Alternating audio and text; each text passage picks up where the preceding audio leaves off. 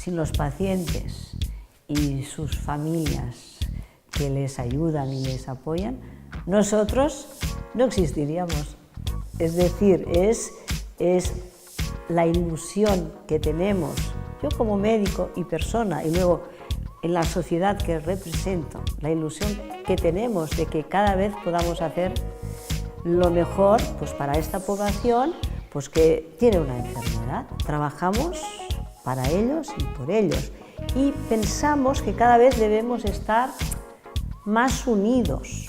Tenemos que ir unidos también con las personas que nos ayudan a todos, tanto a los médicos como a los pacientes, que son todo el personal que los educa, que normalmente son enfermeras o enfermeros, que decimos educadores, que educan en la forma de llevar bien la diabetes, pacientes del centro, la familia, los médicos, los educadores.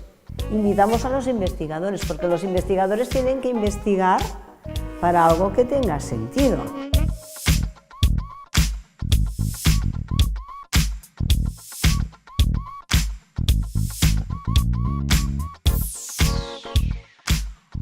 Una de las cosas de las que más se ha hablado en los últimos años, pero que sobre todo en este último congreso ha estado muy presente, es esos avances que están consiguiendo, esos avances tecnológicos que están consiguiendo que la calidad de vida de las personas con diabetes cada día sea mejor.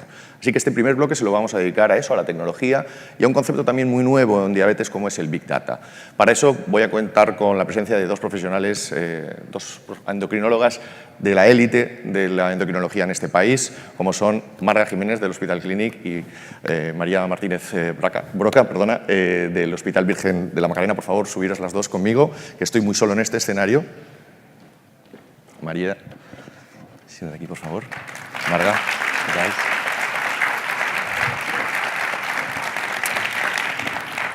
Y quiero preguntaros, en primer lugar, por el balance que hacéis del Congreso desde ese punto de vista, desde la tecnología. Las dos expertas en esa materia. Yo lanzo por lo menos la primera idea es que ya los profesionales sanitarios estáis hablando de que la diabetes se está gestionando ya de una manera diferente a como se hacía por lo menos hace 3 años. Porque hay mucha más información, porque hay unos dispositivos que ofrecen una información distinta a la que no teníamos, incluso algunos conceptos incluso novedosos. Y no sé si vuestra impresión inicial arranca por ahí. Sí, yo pienso que quizá uno de los datos más relevantes es precisamente lo que comentabais en el vídeo, ¿no? La mayor presencia de tecnología en este congreso comparado con congresos de hace 5 años, ¿no?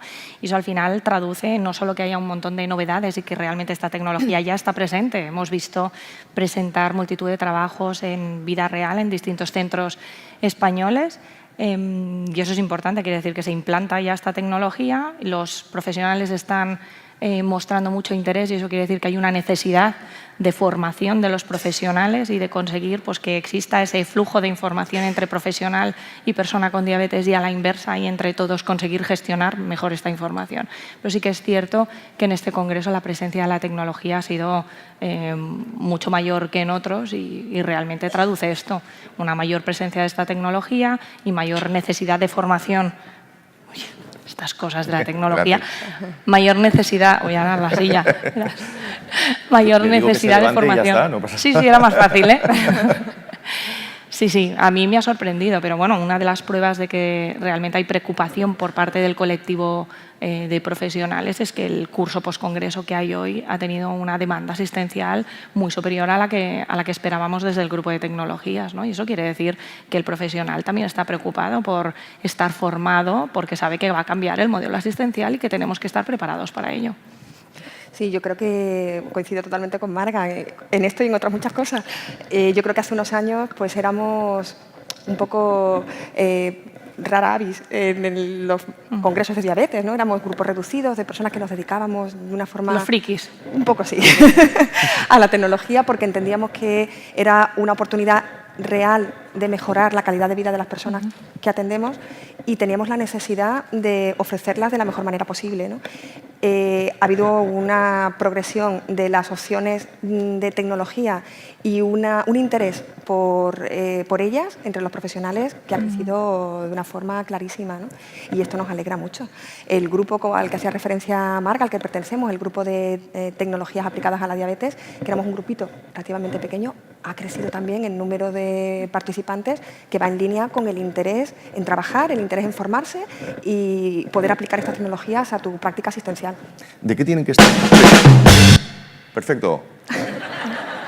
La última vez fue una metralleta, hoy por lo menos ha sido un gong. Otra vez Fenomenal.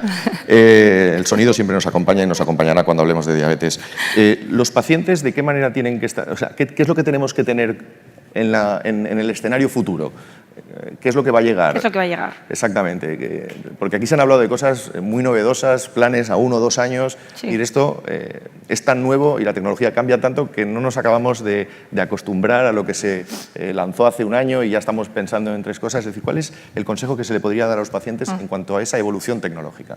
Yo creo que el ritmo, yo creo que como persona con diabetes tienes que ser consciente que el ritmo de lo que se presenta es distinto. O sea, una cosa es el ritmo a nivel tecnológico, o sea, en cuánto tiempo esa tecnología va a estar disponible. Y ahí sí que se ha hablado en este congreso de novedades en sensores, mejores dispositivos automáticos, de bomba sensor, de sistemas de páncreas artificial híbrido y cada vez más automáticos para conseguir hacer sistemas totalmente cerrados. Se está hablando de multitud de novedades a 1, 2 años, 2 años y parece como que está allá. Y ese es el tiempo que quizá necesitamos a nivel tecnológico. Eso no quiere decir que en ese tiempo esté disponible. Ni financiado, ni que el acceso de los pacientes sea global, ¿no? Pero sí que es verdad que la tecnología se mueve muy rápido. Hemos de conocer pues, que hay muchas cosas a la vista que pienso que son muy esperanzadoras, de mejorías en la precisión de los sensores, nuevos dispositivos que cada vez van a permitir gestionar la enfermedad de una mejor manera, más fácil.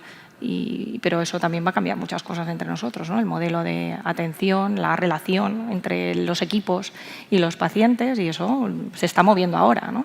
Que también es muy bonito. Lo tenemos que mover y construir entre todos, ¿no? Sí. Y también un poco lo hablábamos a lo largo del Congreso. Sí vemos que hay muchas comunicaciones y muchos trabajos relacionados con los resultados de la aplicación de la tecnología en práctica clínica real, en vida real.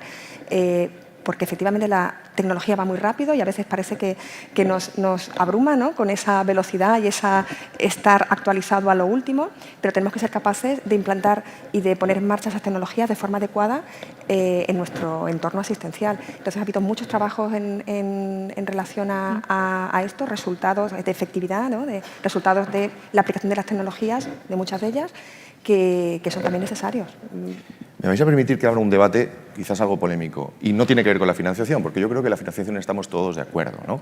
Profesionales, pacientes, que financien la mayor cantidad de dispositivos y a la mayor cantidad de personas, ¿correcto? Pero eso ya llegará, esperemos que llegue algún día, ¿no? Sobre todo en esta jornada de reflexión. Pero sí que se abren en torno a la diabetes, yo estoy viendo nuevos debates, por ejemplo el debate de la universalización. Es decir, estas nuevas tecnologías son válidas para todos los pacientes, todos los pacientes tienen derecho a esa tecnología. ¿Qué podemos contarles?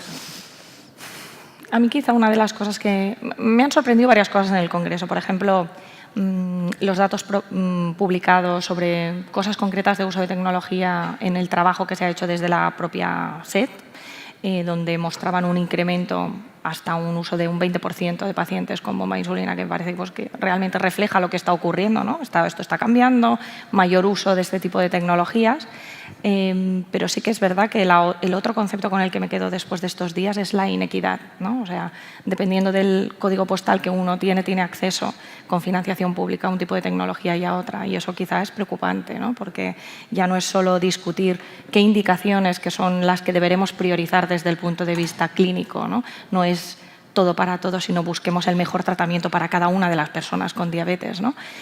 Sino el poder conseguir acceso, vivas donde vivas, a lo que pensemos que necesitas, ¿no? No sé, ¿tú qué opinas? Yo creo que la tecnología, como cualquier terapia,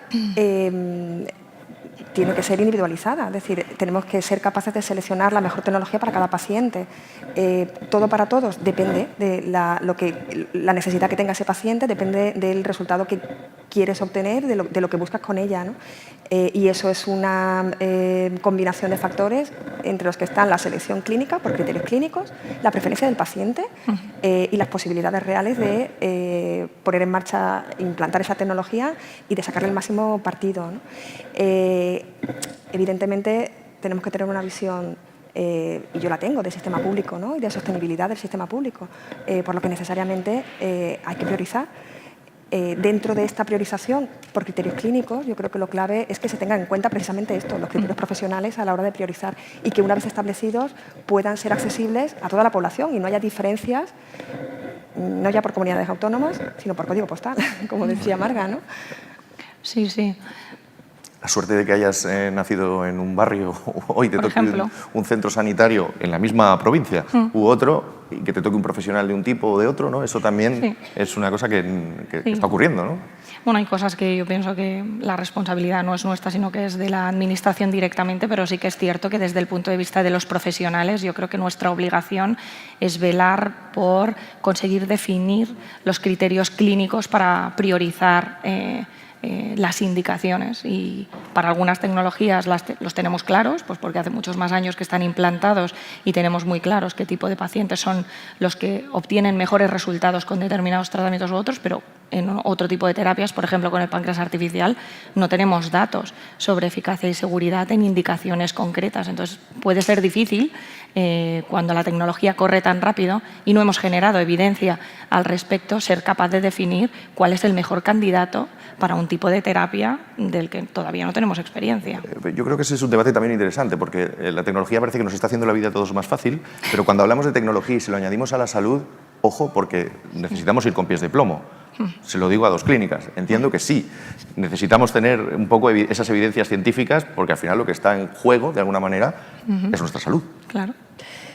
Efectivamente es así. O sea, de nuevo, como cualquier terapia, tenemos que testar cuáles los resultados que esperamos obtener con ella y también cuál es su seguridad.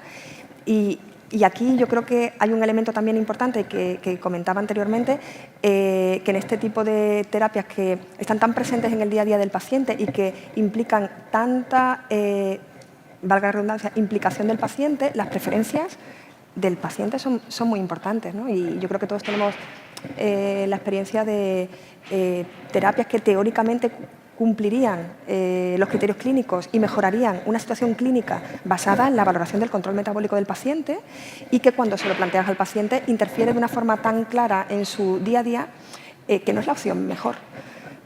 Luego, aquí hay una serie de cuestiones que hay que tener en cuenta a la hora de decidir, que claro que sí, ser prudentes, como con cualquier terapia, para estar seguros de que la eficacia, lo que consigues y la seguridad de esa terapia es la adecuada, y tener en cuenta, por supuesto, las preferencias en cada caso. Sí, yo creo que ese es un factor súper importante, pero sí que es verdad que partiendo del punto de vista de que la tecnología no es un trasplante, por ejemplo, sí que es verdad que muchas veces, y de ahí en la mayoría de tratamientos con tecnología, suele haber una preselección de candidatos con una sesión informativa. Nosotros, por ejemplo, yo qué sé, por ejemplo, con las bombas de insulina es una cuestión clásica, ¿no? El profesional establece una indicación clínica, pero tiene que ser consensuada con la persona que tiene diabetes, y hay una sesión informativa previa donde el paciente es capaz de preguntar todo aquello que quiere saber sobre ese tipo de terapia, y va a ser quien tenga la decisión sobre sí o no. Y muchas veces el hecho de decidir, venga, lo pruebo porque pienso que esto va a tener un beneficio sobre mi hemoglobina glicosilada, mi frecuencia sobre hipoglucemias, o va a mejorar mi calidad de vida, al final el punto que les acaba de decidir es, mira, no me convence a nivel de portabilidad, pero lo voy a probar y de aquí a un año voy a evaluar en una balanza y voy a decir, me ha resuelto la indicación por la cual me la puse y me compensa llevarlo, sí o no. O sea, esa es la ventaja desde el punto de vista, ¿no? Exacto, desde el punto de vista tecnológico esa es la ventaja, ¿no? Sí. Siempre puedes tirar atrás. Y en parte es también la suerte que tenemos, ¿no? De disponer de varias opciones. Al final, entre todos, nuestra obligación es estar informados y tomar una decisión conjunta, profesionales y personas con diabetes, sobre por dónde vamos a empezar, y si no funciona iremos a otra cosa. Pero la parte buena de tener varias opciones es precisamente esa. De eso vamos a hablar en la siguiente, perdón, María. Sí, un poco al hilo de lo que decía Marga, ¿no? Nosotros, por ejemplo, hemos tenido experiencia, y seguro que muchos de los que estamos aquí, ¿no? Pues, por ejemplo, la utilización del sistema FLASH en población pediátrica o adolescente, que nos podría parecer una opción adecuada. Hablo de los adolescentes porque es donde la visibilidad de la enfermedad, que es algo que quizá para los profesionales pudiera no ser tan relevante, para esa persona, para ese adolescente es fundamental. Entonces, no tener en cuenta este criterio pues sería un error enorme, ¿no? Es decir, de nuevo en esta selección hay que tener en cuenta todos estos elementos, y tenemos la suerte y la ventaja de que es reversible. Luego, lo peor que puede pasar, y no es equivocarse, es simplemente dar la oportunidad de probar y reevaluar y reconducir si es necesario, ¿no?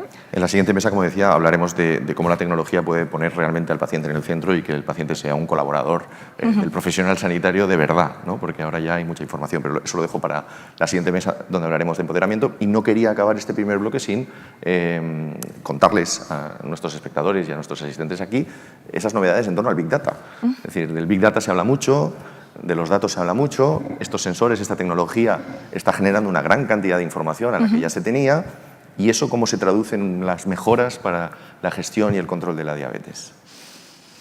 Yo creo que la información al final la hemos de tener, porque tener información es poder. O sea, si nosotros sabemos cómo están controlados nuestros pacientes, podemos describir qué necesidades tenemos y luchar por ellas. De tal manera que hemos de ser capaces de analizar toda esta información, ¿no? El problema es muchas veces inclusive el acceso, ¿no?, a todos los datos. El dato lo genera el paciente porque es su información y el paciente tiene que tener acceso a su información, y cuando toda esta información se busca para fines de investigación mediante un consentimiento informado, y eso hay una legislación europea que también se debería aplicar aquí, y que quizá lo que nos ha chocado estos días es cómo han explicado que el acceso a esta información es distinto en función de los países, y eso debe ser pues porque no tenemos personas que nos orienten adecuadamente sobre cómo acceder a esos datos, ¿no? Pero cuando los fines son de investigación, mediante un consentimiento informado y una vez se han anonimizado los datos, deberíamos poder acceder a esos datos, porque entonces son propiedad del sistema público de salud, ¿no?